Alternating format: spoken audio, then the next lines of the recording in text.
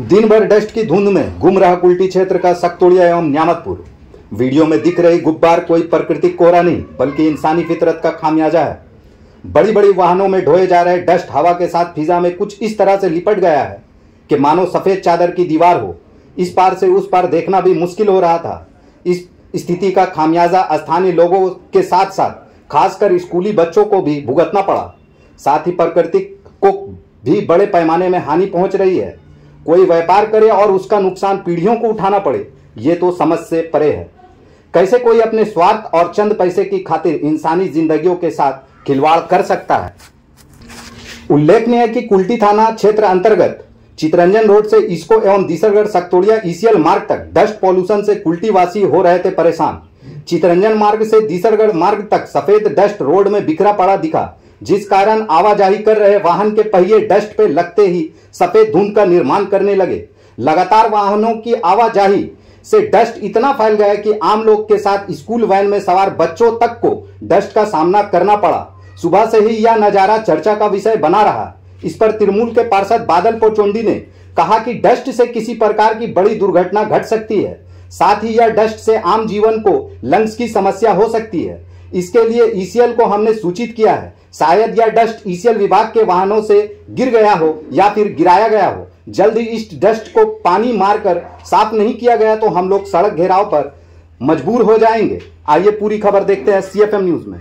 এই যে রাস্তার ধারে যারা ডাম্পারে করে নিয়ে যাচ্ছে রাস্তা দিয়ে অনেক ডাস্ট পড়ে আছে, তাতে সাধারণ মানুষের যে হ্যারাসমেন্ট হচ্ছে এবং সবচেয়ে বড় কথা হচ্ছে যে এই ডাস্টের ফলে অনেকের ফুসফুস নষ্ট হবে, শ্বাস প্রশ্বাসের কষ্ট হবে, সব কিছুই হবে।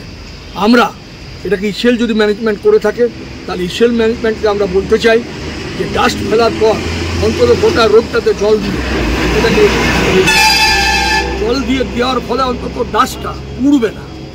আমি একটু আগে আমি দেখছিলাম, রাস্তা দিয়ে আসছিলাম কোনো কাজে কিশোরগড়ে, তো দেখলাম যে এত মানে ডাস্ট উড়ছে, একজন ভদ্রলোক তো পড়েই গেলেন। কিন্তু এইভাবে চলতে থাকলে তাহলে এটা তো ঠিক নয়। আমরা ইসিএল ম্যানেজমেন্টকে বলবো, যদি আপনাদের এটা দায়িত্ব থাকে এবং গুরুত্বপূর্ণভাবে চিন্তা করে সেটাকে জল দিয়ে ভালোভাবে ডাস্টটাকে ক্লিয়ার করতে হবে। ক্লিয়ার মানে জল দিয়ে দিলে মোটামুটি ডাস্টটা উঠবে না। এটাই আমি অনুরোধ করবো ইসিএলকে।